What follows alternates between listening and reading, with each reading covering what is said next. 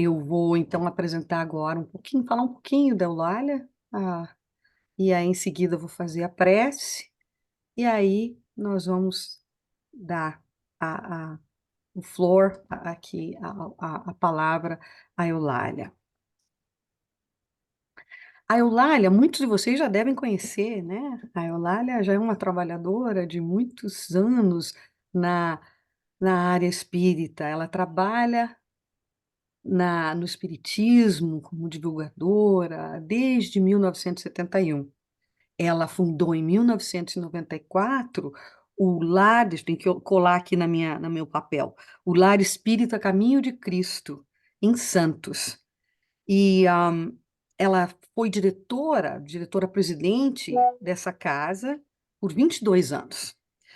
Até hoje, ela ainda trabalha na mesma casa, no Lar Espírita Caminho de Cristo, na área doutrinária e na área da mediunidade.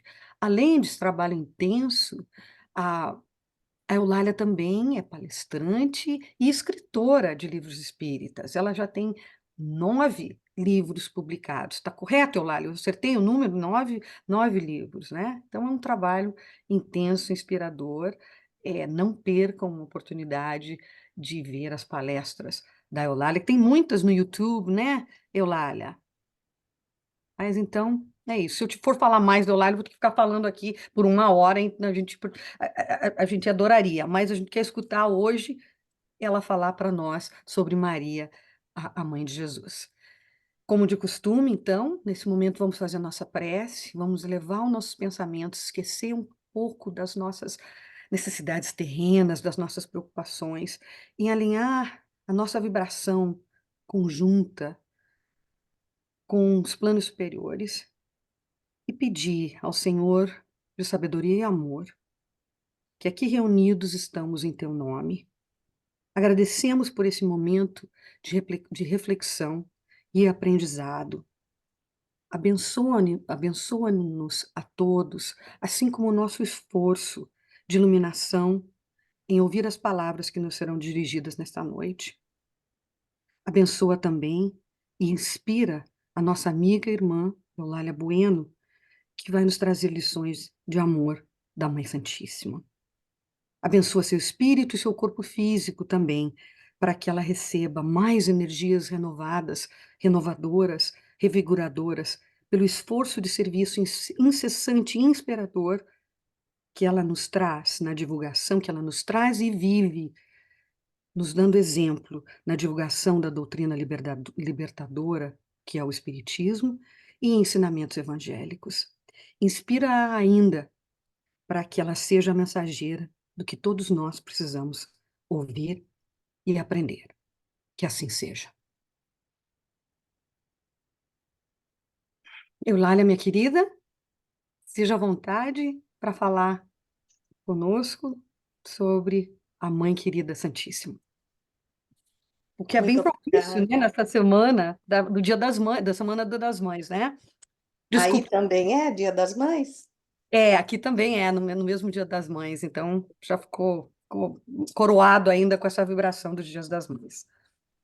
Então, olha, boa noite, querida Cíntia, queridos irmãos e irmãs que estão presentes, que participam desta casa espírita de dedicação ao amor na cidade de Chicago. É com muita alegria que nós participamos com vocês hoje para falar de um tema que nos toca profundamente o coração, como bem disse a Cíntia, na semana que antecede exatamente o Dia das Mães.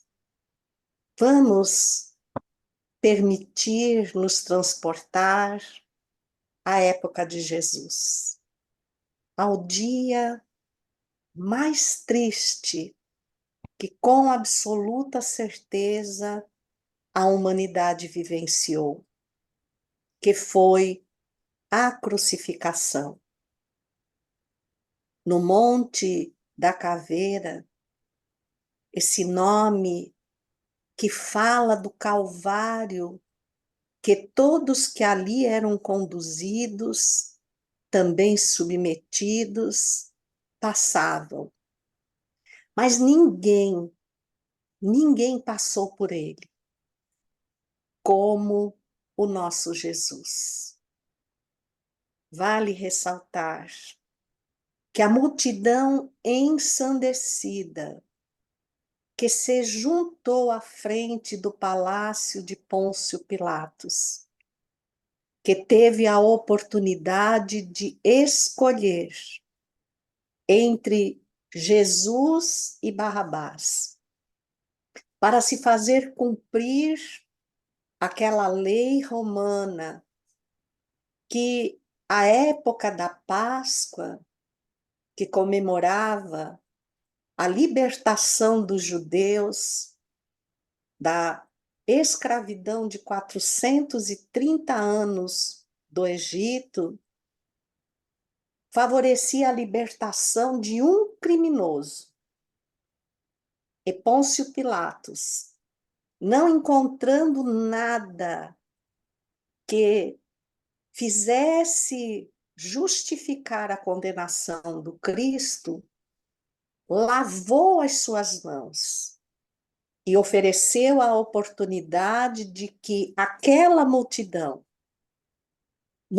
essa que com absoluta certeza era formada pelos mesmos que muitas e muitas vezes buscaram Jesus, rogando-lhe a libertação dos males que os submetiam, fosse da alma, fosse do corpo. Aquela multidão, conforme nos fala a Gênese no seu capítulo 15, no seu item 35, era de subjugação coletiva. Eram muitos os possessos e subjugados à época de Jesus, afirma o codificador. Eles, submetidos pelas forças inferiores, e tendo em si a desvalia moral, permitiram-se ser conduzidos e escolheram a libertação de Barrabás. Essa mesma multidão seguiu os passos do martírio, gritavam ensandecidos e atiravam pedras ou o que lhes viesse às mãos, ao corpo quase inerte nesse momento do nosso amado Jesus. O Gólgota tinha à frente da cruz as figuras ímpares de Maria, sua digna e incomparável mãe, de outras mulheres, entre elas a própria Maria Madalena, e de todos os seus apóstolos, apenas João não teve medo de comparecer. Ele abraçava a figura de Maria, condoendo-se com a sua dor. E Maria, com os olhos rasos de lágrimas, questionava dentro de si: por que, meu Deus? Por que meu filho foi condenado a martírio tão doloroso, dedicado aos mais terríveis criminosos, se de suas mãos, de sua alma, nunca partiu um único gesto de agressividade, senão do mais puro amor. Sua alma sentia-se esvair, e intimamente ela apelou às recordações. Ressaltou a noite em que Jesus nasceu, naquele local de recolha dos animais, uma gruta calcária, nos arredores de Belém. Recordou-se do esforço que fez no período final de gestação para atender o censo convocado pelo imperador Augusto. A diferença de idade entre ela e José era muito grande. Bateram à porta de todas as estalagens, e os olhares perniciosos dos homens cruéis e imorais acreditavam que José explorava aquela jovem que talvez servisse apenas para satisfação dos seus gozos. Esgueirando-se pelas escuras ruas de Belém, alguns homens de má vida procuravam surpreender o casal, manipulados por esse grupo, essa multidão de espíritos infelizes que ainda teimava em fazer naufragar a vinda do Salvador. Só não sabiam que aquela caravana pequenina da Sagrada Família era rodeada por uma infinitamente maior, que tinha à frente o anjo da Anunciação, o anjo Gabriel, responsável pela segurança do nascimento do menino. E ante os bastidores cruéis que se desenhavam, ele ajoelha-se e roga a intercessão imediata de Deus, para que aquela mulher não fosse vilipendiada pelos desejos cruéis, viciosos dos homens manipulados que poderiam levar à morte o bebê prestes a nascer. E Deus interferiu. Deus enviou uma luz que os envolveu e protegeu, espantando os criminosos. E ela recordava-se do instante sublime em que aquele coxo humilde transformou-se na manjedoura rica. Aquele lugar onde se depositava o alimento para os animais, recebeu nas suas palhas humildes, ali colocadas pelas mãos operosas de José, o alimento da humanidade, o alimento espiritual que sustenta e sustentará para sempre as nossas próprias almas, ainda titubeando nos caminhos duvidosos da fé, na lama das próprias más tendências, hora a hora, engrossando a multidão daqueles que de fato buscam Jesus, pensando apenas no alívio imediato. E que hoje, materializados em nós, principalmente os que nos dizemos espíritas, nos pede que o protejamos nestes momentos graves da terra. Não voltemos a crucificá-lo. Libertemo-lo através das nossas palavras, das nossas atitudes, para que a sua presença radiante transforme definitivamente a terra. Maria recordava a primeira vez que o reteve em seus braços, o primeiro beijo que lhe deu, o primeiro olhar, a primeira vez que o amamentou. Recordou a sua infância na singeleza de Nazaré. Ele misturava-se com as outras crianças, mas era diferente de todas. Ele interceptava os viandantes que passavam e procurava atender-lhes todas as necessidades. Inclusive, certa feita, apresentou aos seus pais, levou à sua casa 2 procurados criminosos do Vale de Misepe e tratou-os como se fossem verdadeiros anjos, paralisando-lhes as inclinações maldosas e fazendo com que de seus olhos corressem lágrimas de gratidão. Aquele menino trazia algo diferente e o coração de sua mãe sentia. Ela ia com ele à fonte, ela quedava-se, si mesmada, no degrau da sua casinha humilde, via-o correr com os demais meninos e pensava: o que Deus reserva para o meu filho? Ele é muito diferente de todos. A sua juventude mostrou a que ele vinha, com as mãos calejadas de trabalhar na serraria, na carpintaria, junto com o seu pai.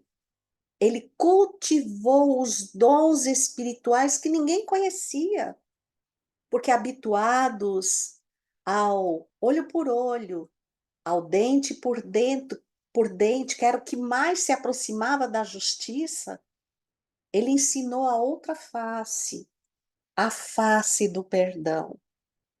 Ele escandalizou a sociedade, inclusive judaica, quando disse que todos somos irmãos.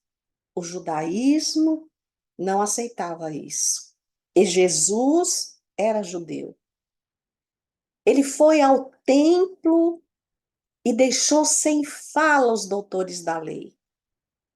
Ele tomava as sagradas escrituras em suas mãos e desvelava-lhes o segredo, como se o soubesse desde toda a eternidade. Por quê? Perguntava-se Maria. Ele merecia morrer de forma tão infamante. E foi nesse momento em que aquela lança lhe penetrou o tórax, porque Longinos fora encarregado de certificar-se de que aquele homem de hábitos estranhos, escusos, que tinha talvez por trás o plano de tomar o poder, estivesse verdadeiramente morto, morto 2, 3, 10 vezes, bem morto. E ele atravessou-lhe a lança no peito. Da mesma forma que o sangue brotou daquela chaga aberta, as lágrimas brotaram dos olhos de Maria. E João aconchegou-a ainda mais. Quando parecia ter exalado o último suspiro, ele entreabriu os olhos, dirigiu-se a João e Maria e disse: Mãe, eis aí teu filho.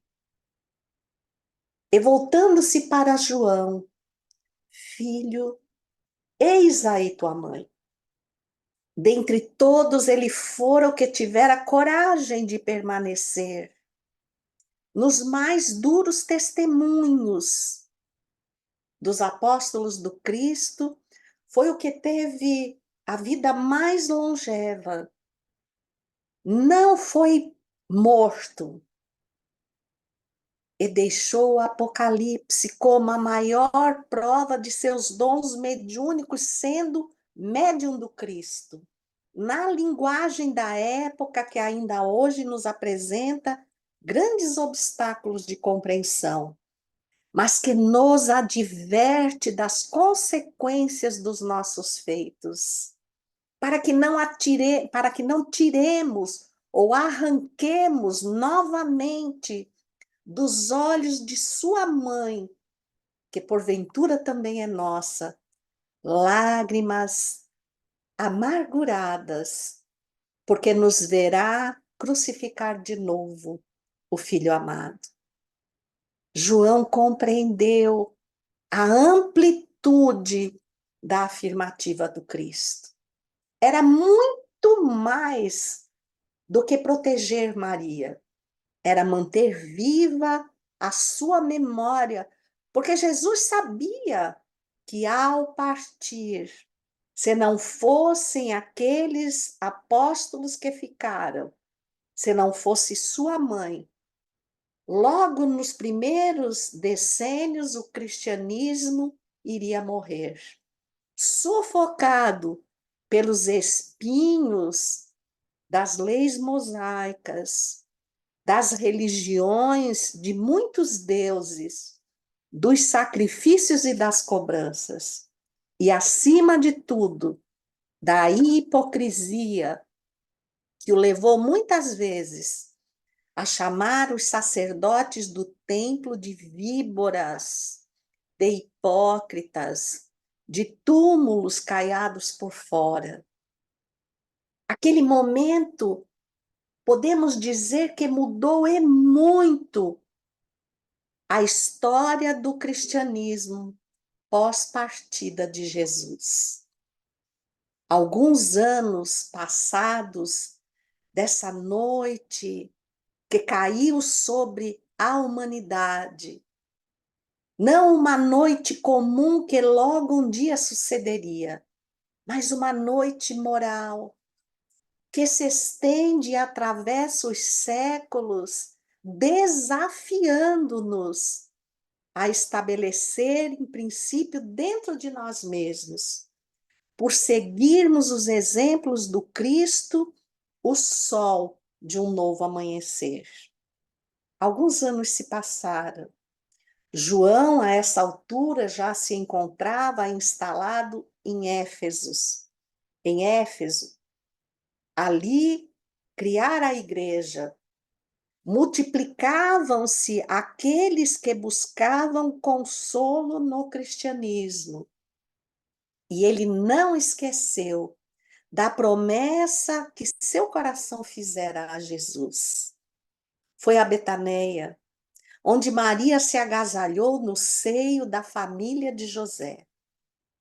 A família que se orgulhava dos laços que porventura se estabeleciam com aquele chamado Cristo, mas não compreendiam e nem aceitavam o cristianismo, que queriam novamente revestir o cristianismo de imagens, de cultos, de promessas vãs, entristecendo o coração da Divina Mãe.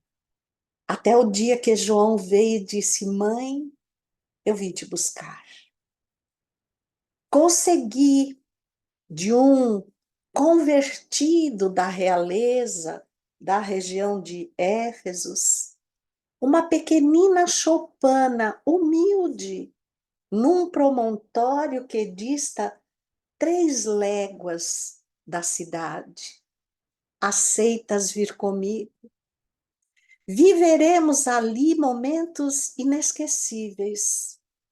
Eu interpretarei as Escrituras.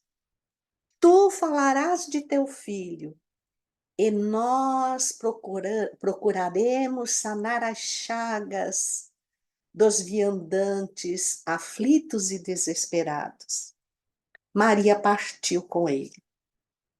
E em poucos meses, aquela casinha tornou-se um ponto de luz que a distâncias longínquas atraía os necessitados.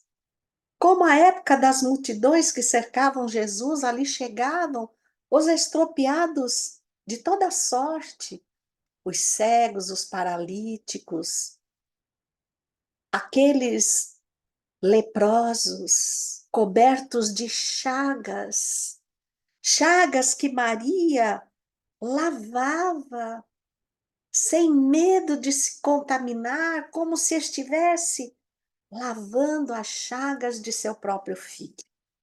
Incansável discorria sobre as recordações do Cristo. Aos poucos, João foi somando grandes responsabilidades na igreja de Éfesos, que cresceu assustadoramente. Aqueles que buscavam a casinha humilde do promontório seguiam para a igreja. E aquela casa, mesmo quando as forças físicas de João não se encontravam presentes, jamais se fechou. Nunca negou o alimento da alma, o alimento do corpo, a cura das feridas do corpo, a cura das feridas da alma. Por muitos e muitos anos, a mãe de Jesus mostrou ser a mãe da humanidade, a mãe das multidões esfaimadas que fugiam do materialismo que assomava cada vez mais para buscar consolo e conforto no Cristo redivivo. Um dos leprosos que permaneceu ali, abrigado pelas dores, pelas febres, pelos delírios por muitos dias, e dali, sob a sorte de um milagre, como diziam, saiu curado, nomeou aquela como a casa da Santíssima, espalhando a todos que Maria não era apenas a mãe de Jesus, era a mãe de todos nós, a Mãe Santíssima, que não tinha cansaço e nem declinava ante a velhice. Ao contrário, seus braços vigorosos, sua juventude da alma, fazia com que seus olhos, que outrora encharcaram-se de lágrimas, vibrassem e se iluminassem quando falava de seu filho. Mas um dia, os viandantes começaram a aportar desesperados. Traziam notícias tristes. Desenhava-se uma grande perseguição aos cristãos. Ela centralizava-se em Roma, a cidade eterna, a cidade dos júbilos imperiais, das riquezas, do poder, da ganância, da arquitetura plena e majestosa. Ela ouvia falar nas prisões do Esquilino, uma das 7 colunas de Roma, ou colinas, perdão, de Roma. Ela ouvia dizer que suas celas estavam apinhadas de homens, mulheres, velhos, novos, crianças, não importava, que serviam de espetáculo, que ensandeciam as multidões completamente atormentadas, que se divertiam com os espetáculos de sangue e morte. Maria condoeu-se e foi num entardecer que ela ajoelhou-se naquela casinha humilde. A noite já caía, escondendo o sol. Ela olhou o mar, que parecia calmo, e comparou às lágrimas que brotaram dos seus olhos no dia do sacrifício, da crucificação do seu filho. Elevou o seu coração a ele e rogou-lhe interceder por aqueles que davam a própria vida em sua memória. Ali por horas ela permaneceu ajoelhada. Sua alma foi arrebatada aos páramos espirituais. Ela permanecia num êxtase que foge ao entendimento de espíritos imperfeitos como nós, que acreditamos que a prece, na sua superficialidade, que nem nos desliga do mundo exterior, nem nos permite esquecer por um pouco as aflições, que não nos acalenta e arrebata. Ela estava em êxtase quando a pequena choupana anunciou o ruído da humilde porta que dava entrada a mais um peregrino. Ela virou-se. A sombra não permitia ver-lhe o rosto. E como todos os que buscavam aquele lugar, o homem que se apresentava com absoluta certeza, buscando alívio para as suas aflições, repetiu o que todos diziam: Mãe Santíssima. Ela estremeceu. Onde ouvira aquela voz? Talvez envelhecida, preocupada, as vozes se tornavam similares. Ela ergueu-se, solícita, para ver o que lhe rogaria aquele peregrino. Ele aproximou-se dela, tomou-lhe as mãos e disse-lhe uma vez mais, só que agora de maneira diferente: Minha mãe, minha mãe. Quando tocou-lhe as mãos, imediatamente ela reconheceu de onde vinha aquela voz. Era a voz que lhe enfeitava a alma. Era seu filho.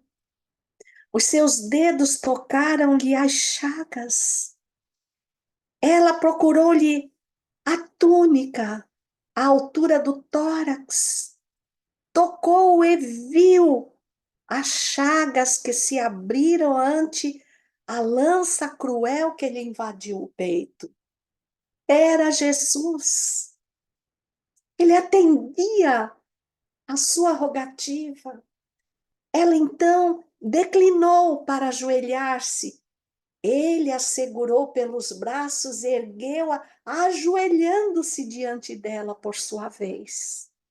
E disse: Mãe, Deus Pai pediu para vir buscar-te.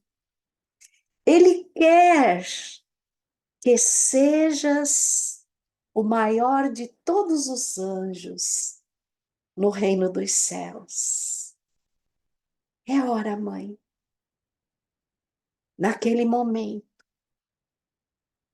Maria buscou o leito. E ao alvorecer do novo dia, os mesmos peregrinos que não tinham hora para buscar o acolhimento daquela mãe, alcançaram João na igreja de Éfeso e falaram-lhe da gravidade do estado da Mãe Santíssima. João correu, como corre um filho em direção à mãe amada. Ela estava inconsciente, mas o seu rosto transbordava paz.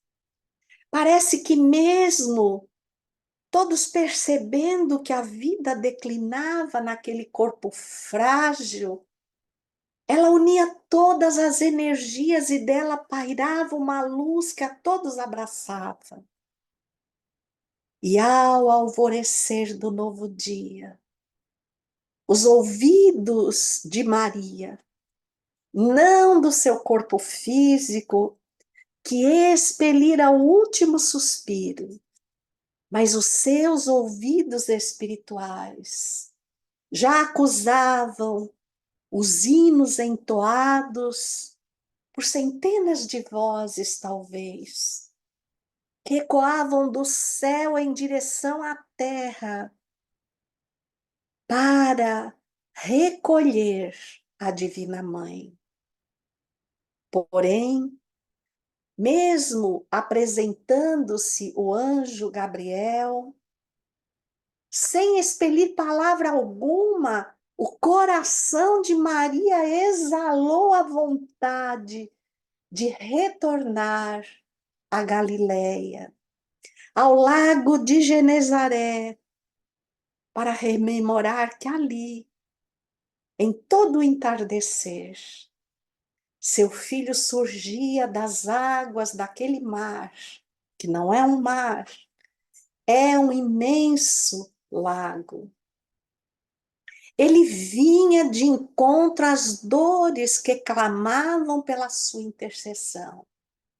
E Maria agora clamava-lhe pela sua intercessão em direção ao coração de todas as mães agoniadas, que, como ela, viam os seus filhos serem cruelmente sacrificados. Não precisou dizer, num átimo de luz, a caravana partiu e materializou-se em torno do mar da Galileia. Naquela praia simples onde se erguia a casa humilde de Simão Pedro, onde foi feito o primeiro evangelho no lar. Os olhos de Maria encheram-se de lágrimas. Ela revivescia no seu coração os declinares da dor ao toque das mãos sublimes de seu filho. Ela sentia a mesma brisa que soprava acalentando as dores. Ela ouvia os choros de tristeza ou de felicidade, o burburinho das vozes que rompiam a multidão para alcançar Jesus. Ela revia a fronte suarenta do mestre, exaurido pelas forças que despendia a fim de curar os aflitos. E chorou. Chorou por ver que ante os exemplos que verteram daquele espírito, do qual ela teve a grande honra de ser mãe, não tinham encontrado guarida no coração dos homens, que permaneciam retidos na chaga da humanidade, que ainda hoje os espíritos formulam na pergunta 913 do Livro dos Espíritos, matando-se uns aos outros. E na sua sensibilidade invadiu-lhe o campo mental, os suplícios das arenas. Mais uma vez, sem se manifestar, ela demonstrou o desejo de adentrar as prisões de Esquilino e já estava lá. Ela e a grande caravana, os corredores escuros, fétidos, as galerias empinhadas de gente, de cristãos, às centenas. E lá fora, as carruagens cobertas de pedrarias, de sedas e cetins, as grandes autoridades, os poderosos de Roma, a aristocracia contaminada, as mulheres enfeitadas, cobertas de joias, como se fossem a um festim de bodas. Todos se dirigiam para abarrotar as arquibancadas da arena sanguinolenta.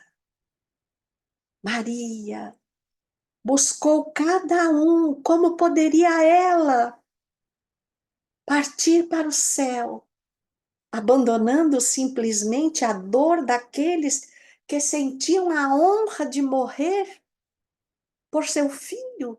Nunca. Ela foi de um a um, velhos, mulheres, jovens, crianças, abraçou-os como só uma mãe o faz. Escutou-lhes as angústias do coração, testemunhou-lhes as mesmas lágrimas que correram pelos seus olhos. E por todos os meios procurou algo que lhes alimentasse o otimismo, a crença na vida nova. Poderíamos dizer, na linguagem dos espíritas, ela procurava alguém que, mesmo em meio ao grande sofrimento, permitia um canal mediúnico para receber a mensagem da Divina Mãe. E encontrou numa jovem que saía da adolescência, que ali estava recolhida um canto, com as mãos postas em rogativas que exalavam sinceras do seu coração juvenil. E ela, beirando-se do campo mental, soprou-lhe ao ouvido um hino que conhecia, que louvava a grandeza de seu filho. E disse-lhe: canta, minha filha, canta. E sem mesmo saber por quê, tocada por aquela santa presença, a jovem com uma voz melodiosa que só os anjos possuem, por uma fresta das grades que permitiam acompanhar o pôr do sol, ela pôs-se a cantar, para espanto de todos.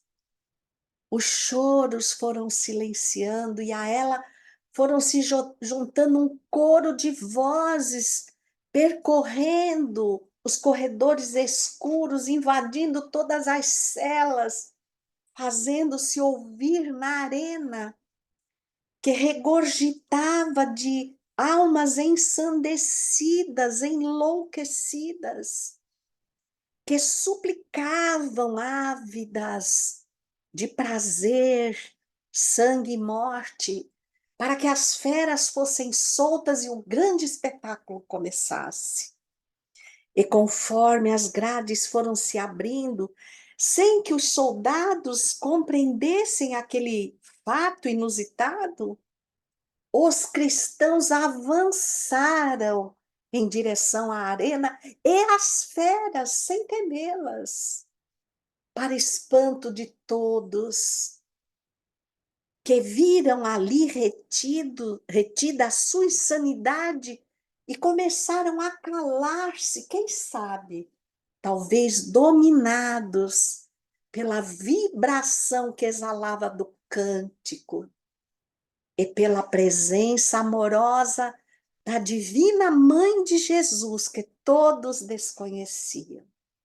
Aquele dia ficou marcado pela partida de Maria e pelo primeiro cântico que invadiu as arenas para louvar Jesus na hora do divino martírio.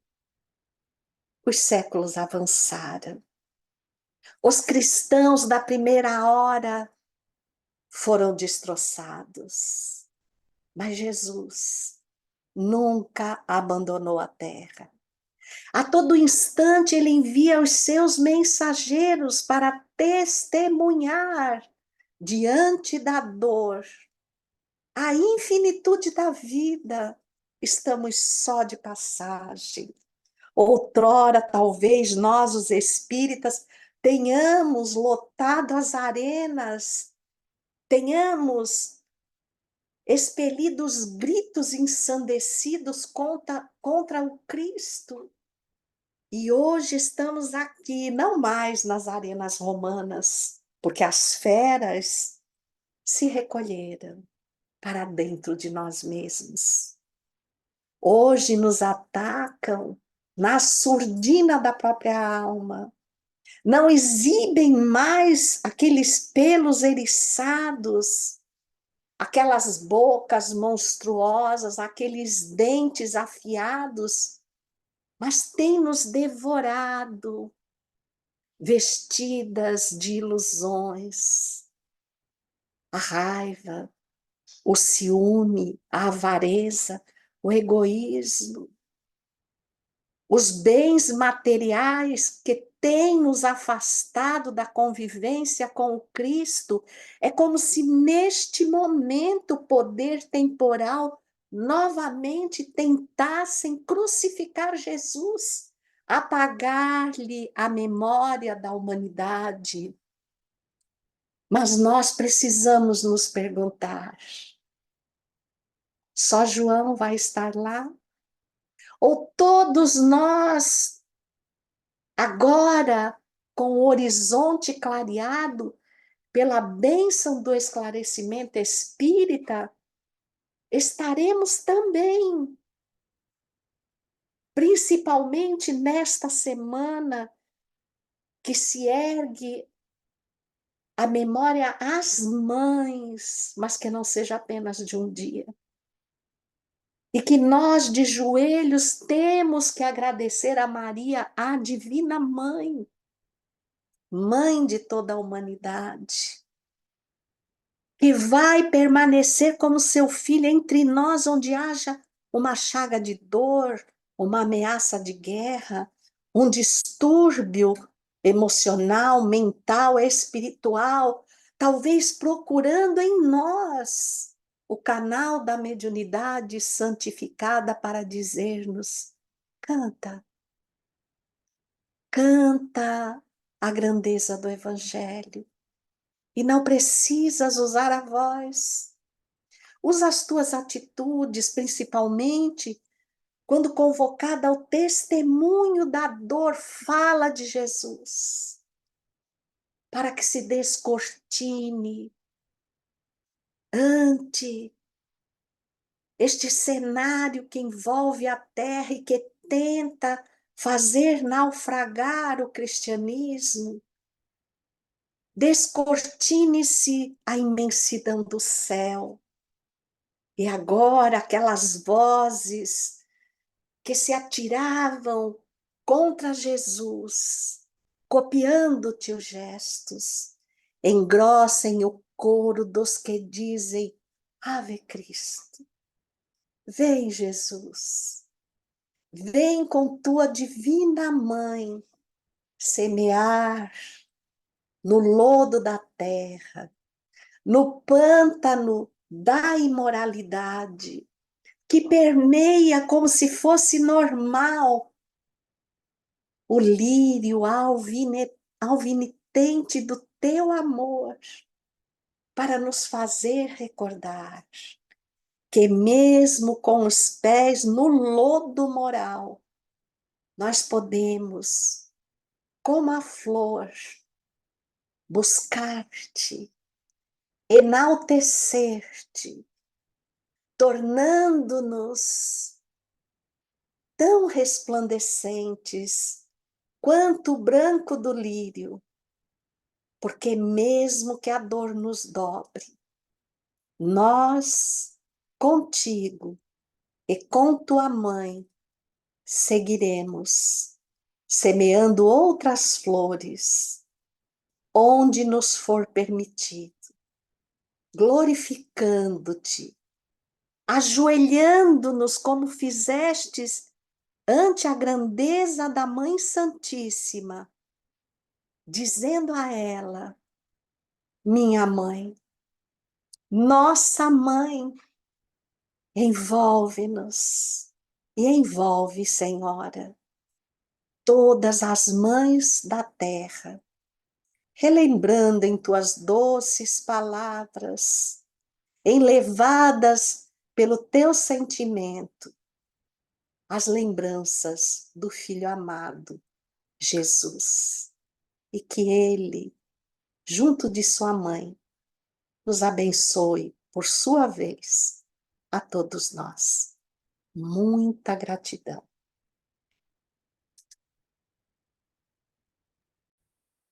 A gratidão é nossa por essas palavras tão maravilhosas, inspiradoras, do que nós podemos fazer, de sermos como essa multidão, de sermos esse canal que ouve a voz de Maria, de Jesus, para que a gente continue nessa direção de iluminação, do bem, do amor, da caridade. Eu não tenho muito mais outras palavras, Eulália. Eu estou emocionada com muita gratidão no meu coração. E eu até não vou falar nada agora. Então, eu vou deixar aqui para o pessoal que está conosco aqui nessa conferência, nessa palestra no online, para ver se alguém quer fazer alguma pergunta para você, né, nesses minutinhos poucos que a gente tem, que a gente não quer que você se canse muito.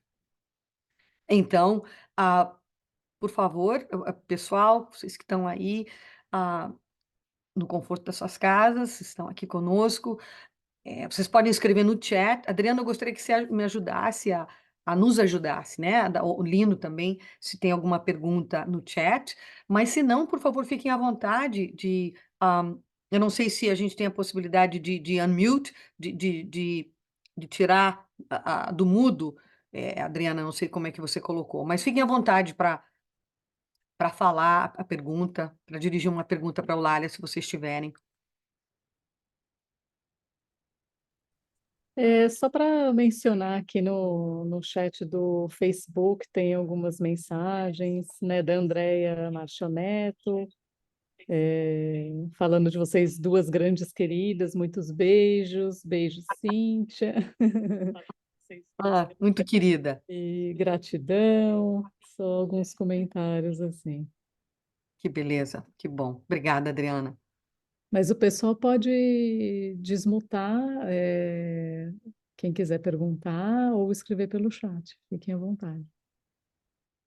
Na verdade, eu gostaria era de cumprimentar a Eulalie, porque a palestra maravilhosa, assim, nos tocou muito pelo envolvimento, pela situação próxima do Dia das Mães, com certeza, mas também me remeteu ao nosso Rio Grande do Sul, que está enfrentando uma situação bastante difícil. Meus filhos estão lá, e até me ligaram há pouco, comentando.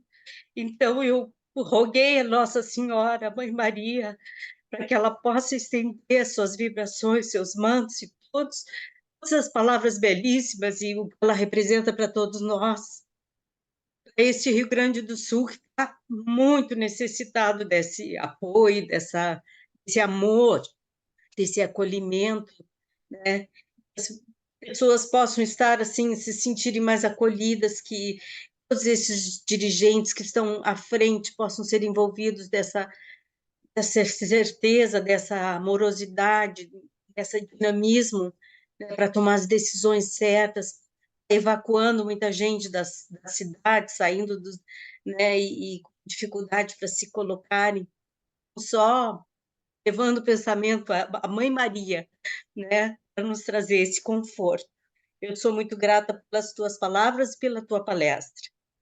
Obrigada. Com certeza, minha querida Rosiane. É o seu coração de mãe pedindo à mãe de Jesus e os nossos corações de mãe engrossando as fileiras com você, porque temos uma família muito querida no estado do Rio Grande do Sul. E também estamos com o coração bastante apertadinho por tudo que passa lá, que nos unamos para ajudá-los. E eu tenho certeza que neste momento a mãe de Jesus ali atira-se sobre as águas para acolher cada coração. Nós vamos orar todos muito, muito e confortar o seu, querida, viu? Gratidão.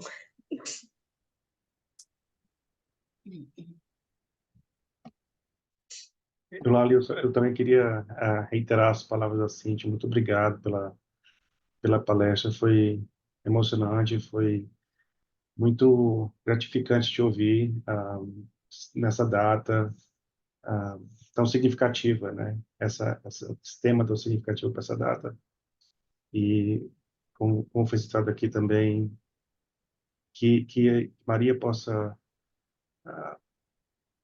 se condoer e auxiliar todos aqueles que estão nessa cidade, no Rio Grande do Sul, no Brasil como um todo, no planeta como um todo, porque tem tantas regiões do planeta que estão em guerra, que estão em necessidade, e dentro de cada um de nós, as dores que nós não sabemos que cada um de nós passa, a tristeza, a depressão, a ansiedade, a insegurança, né, todos os tormentos morais que às vezes são não piores que os tormentos materiais, mas em especial que nós precisamos estar aqui fisicamente, aqueles que têm, que estão passando por dificuldades físicas, né, no nosso estado, no sul lá, que ela possa velar por todas nós. Gratidão, meu irmão, pelo teu carinho. E ela está ouvindo, sim, eu tenho absoluta certeza. Parece que ecoa, né?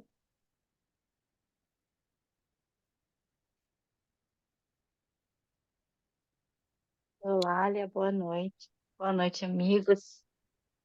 É uma imensa alegria e gratidão. Ah, e é uma alegria enorme ouvir sobre Nossa Senhora, Nossa Mãe Santíssima.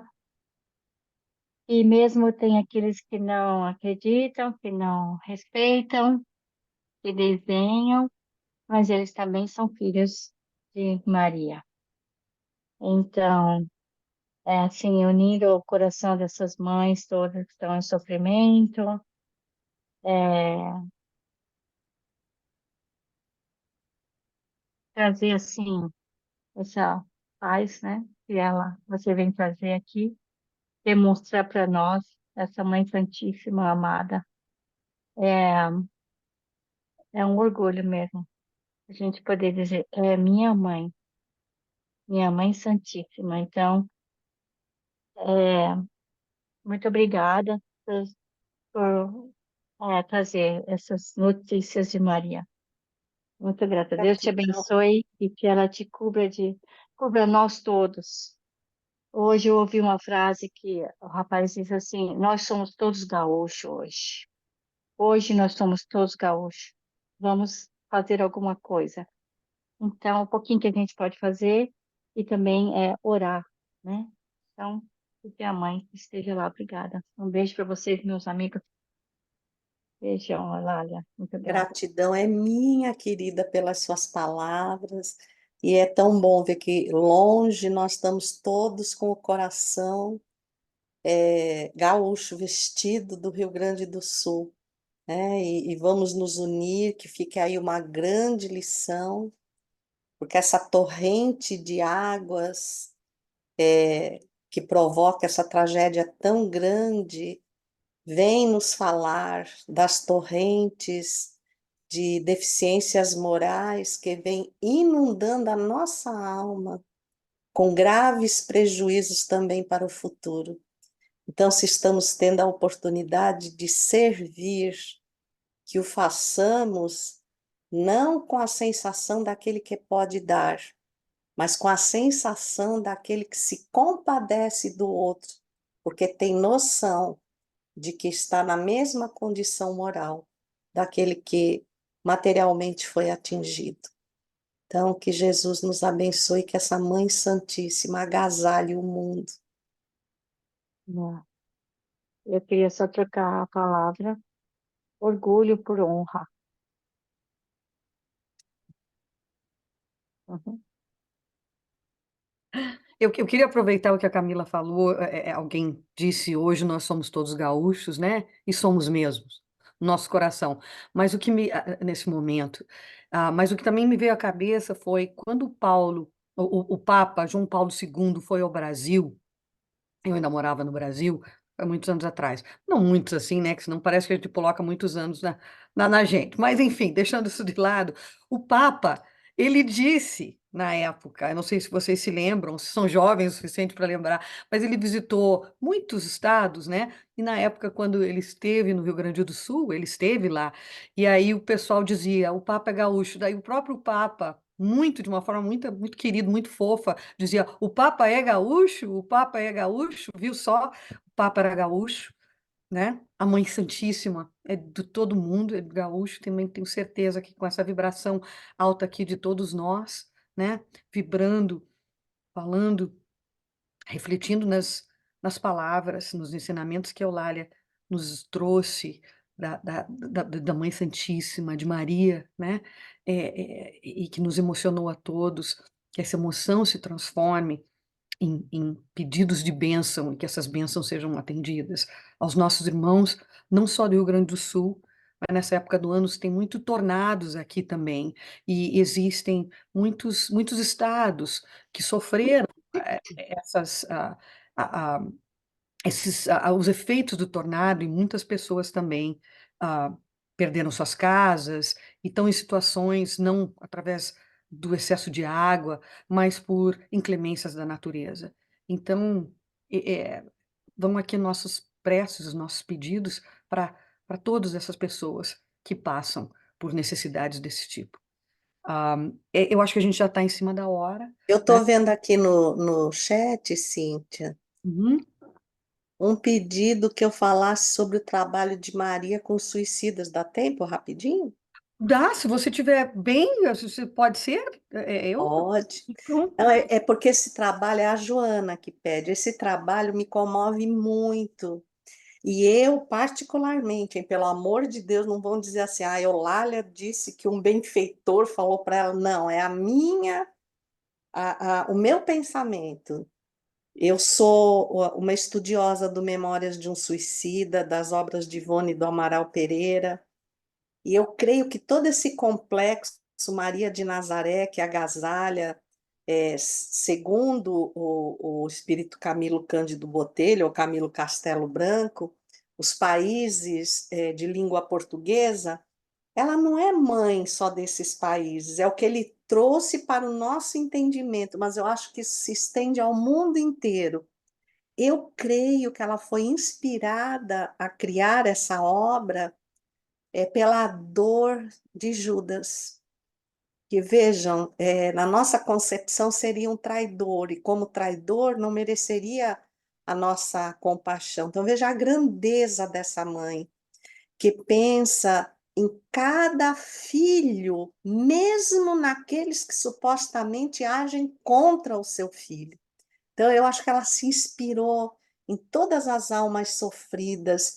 E quando a gente vai seguindo as páginas do Memórias de um Suicida e chega num ponto em que Teócrito, que respondia pela direção do complexo, e como todos os complexos espirituais, não tem apenas um, né? Ele é o que representa essa direção para nós no livro, mas eles são em 12. Ele mostra ali quando o espírito suicida não consegue avançar na recuperação a ponto de poder fazer a escolha do seu retorno, assumir as consequências do seu ato, eles programam dentro da capacidade de cada um.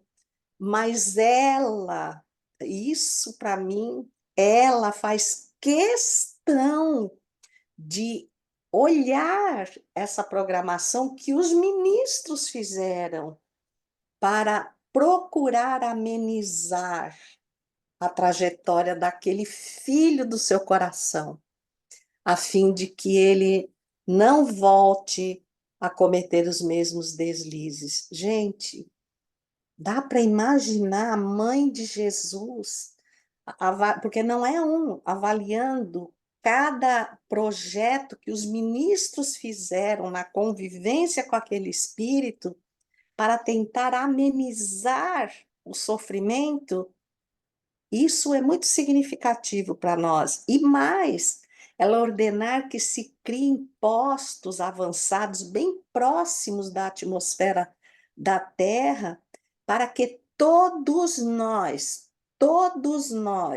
né? E obviamente aqueles que vivem momentos difíceis, que alimentam às vezes a ideação suicida, possam ser conduzidos e se rememore na companhia dos benfeitores espirituais os seus compromissos reencarnatórios, para que ele receba um up de energia, de misericórdia, de amor e consiga vencer os desafios. Só isso vale aquele livro inteiro. Então, já que a Joana me provocou, eu queria falar sobre isso. Que provocação maravilhosa, Eulália. Pois Ficar é. provocando você aqui a noite inteira, então, ó, não abra muito. Obrigada, Eulália. Imagina, a gratidão é minha, querida. Bom, Eulália, você está vendo alguma coisa a mais ali no chat que você queira? Ok. Então, nesse momento, o que a gente só pode fazer é te agradecer e pedir a você o montão de luzes que você trouxe para nós, mais conhecimento da vida, dos fatos da vida de Maria. Então, com muita gratidão, eu tomo a liberdade de dizer por todos nós. Nós ficamos muitíssimos felizes, contentes, alegres de você poder ter vindo. Sabemos o esforço que você está fazendo e pedindo novamente que você receba as bênçãos do Cristo, de Maria Santíssima, para que você atravesse essa fase do teu tratamento da melhor maneira possível, sempre dentro dos desígnios do Pai. E assim sendo, eu gostaria de pedir para você se você poderia fazer a nossa prece de encerramento. Só queria deixar para vocês que vocês encontram essa história que eu narrei no Boa Nova, de Humberto de Campos, Maria, a lição número 30, para reler em minúcias, né? Então vamos orar. E hoje orar de uma forma tão diferente, porque rogamos à Divina Mãe, que assim como ela, no momento do martírio, lembrou-se da manjedoura humilde, que acolheu o corpo tenro de seu filho. Recordou-se de quando pela primeira vez o reteve em seus braços. Que o faça conosco, porque todo o mal que assola a existência de qualquer um de nós, quando podemos nos recolher aos braços seguros de nossas mães, nos sentimos tão fortes, nada tememos. Parece que aquela mulher singela se agiganta e nos defende de todos os males. Imaginemos agora o que é estar recolhidos nos braços da Divina Mãe. Mas acima de tudo, Senhor, nós te rogamos acolher em teus braços os nossos irmãos do Rio Grande do Sul, para que não se sintam deserdados de amor. Que a tua sublime voz avance nas horas de sofrimento, para lhes inspirar coragem, bom ânimo, força.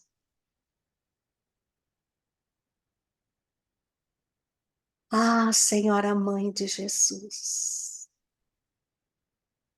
quanto o mundo está carente de tuas mãos, das mãos do teu filho, e não sabe. Quanto a nossa prepotência tem convertido dias ensolarados em noites enregeladas de ódio, de aflição, que nos parecem infindas. Que sobre a terra, na ambiência espiritual do planeta, o nosso coração unido possa criar agora uma ideoplastia, desenhar um promontório cuja choupana humilde como aquela em que te abrigastes em Éfesos, faça do planeta o oceano que se desdobrava como a paisagem ao redor. E a tua prece, Senhora, que te levou ao êxtase rogando a intercessão de teu filho para os crimes perpetrados nas prisões de Esquilino. Que essa prece ilumine o planeta. E que teu coração fale direto ao coração de Jesus, teu amado Filho. Para que a vossa presença, a vossa luz, o vosso amor possa diluir as trevas da nossa ignorância, fazendo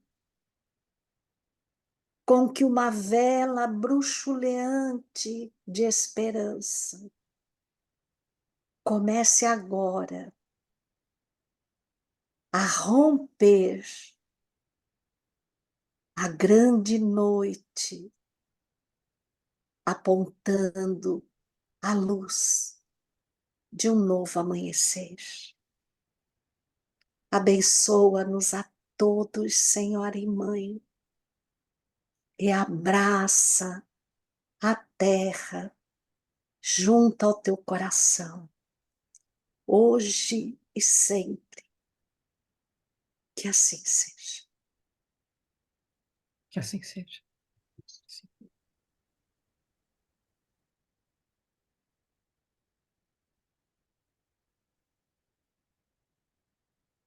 Eulália, minha querida, muito obrigada. Muito obrigada a todos pela participação, por estarem aqui vibrando conosco, aprendendo conosco. E já fazemos o convite, deixamos aqui para marcarmos uma próxima vez para você.